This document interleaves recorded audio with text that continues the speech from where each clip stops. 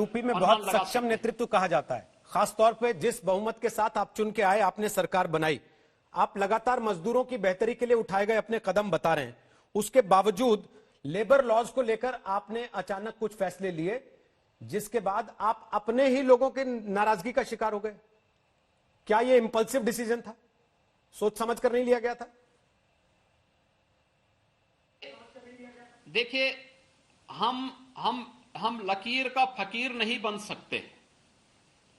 मुझे आज के दिन पर अपने 30 लाख प्रवासी कामगार और श्रमिक भाइयों बहनों का और साथ साथ जो प्रदेश के अंदर रहने वाले हमारे कामगार और श्रमिक हैं, इन सबके हाथ को कार्य देना है और इसके लिए आवश्यक है उद्योग चले। हमने न्यूनतम वेजेज की गारंटी उसमें दी है, सामाजिक और आर्थिक सुरक्षा की उन्हें गारंटी दी है। कम से कम यानी उन्हें अधिक से अधिक 8 घंटे तक ही आप काम ले सकते हैं, इसकी गारंटी उसके साथ हमने दी है।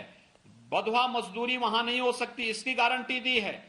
लेकिन अनावश्यक उस इंस्पेक्टर राज को और प्रशासनिक दखलंदाजी को उद्योग में जाने से रोका है, जिसके कारण उद्योग बंद होते थे।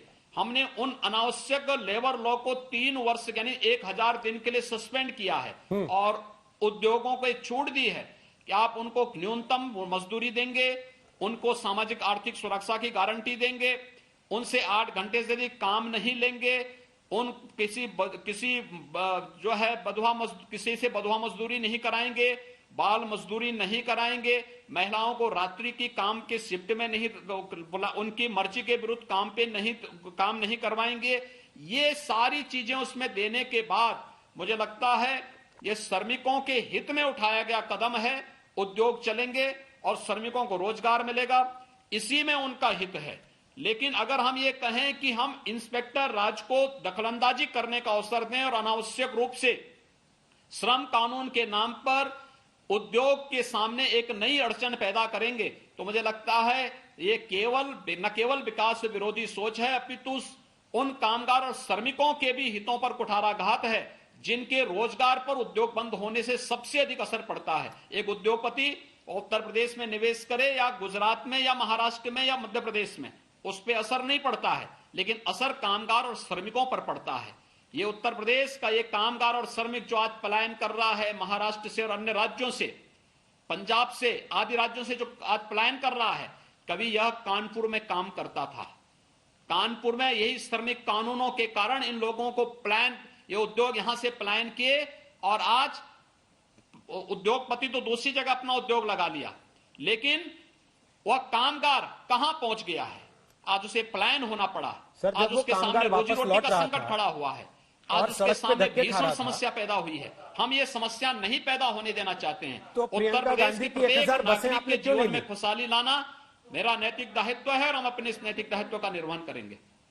योगी जी, मेरा सवाल यह था, जब वही कामगार सड़क पे धक्के खा रहा था तो प्रियंका गांधी की 1000 बसें आपने हां करने के बाद भी चलने क्यों नहीं दी? आपने तो खुद ही कहा था उनसे, ठीक है दे दीजिए उनकी चिट्ठी के जवाब में, फिर चलने क्यों नहीं दी? देखिए, इससे बड़ा फ्रॉड और फर्जी दूसरा नहीं हो सकता है। देश ने एक बार फिर से कांग्रेस के फर्जी काम को फिर से देखा है और मुझे अफसोस है कि आपदा के समय में भी इस प्रकार का फर्जीवाड़ा करने में कांग्रेस नेतृत्व को शर्म नहीं आई। यानी जहां पर एक एक कामगार की सुरक्षा, उनकी सकुशल और सम्मानजनक वापसी आवश्यक थी, वहां पर आपने देखा होगा 294 बसें ऐसी थी जिनके पास न फिटनेस थी या फिर उनके पास इंश्योरेंस नहीं थे या दोनों चीजें नहीं थी। 67 ऐसे नंबर थे जो न बस थी न वह 3 व्हीलर था।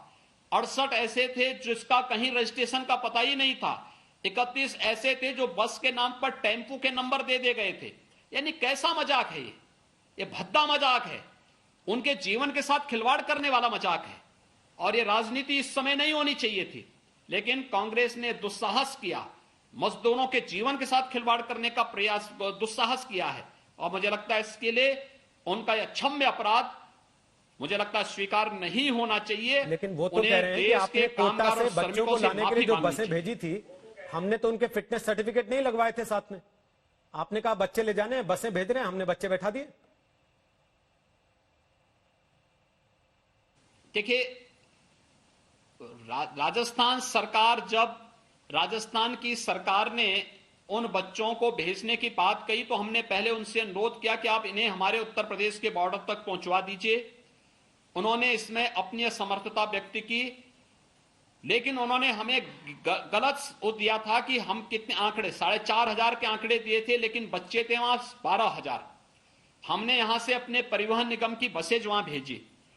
परिवहन निगम की बसेज भेजने पर बच्चे कम पड़े, हमने फिर वहां से और बच्चों को लाने के लिए बसेज भेजी।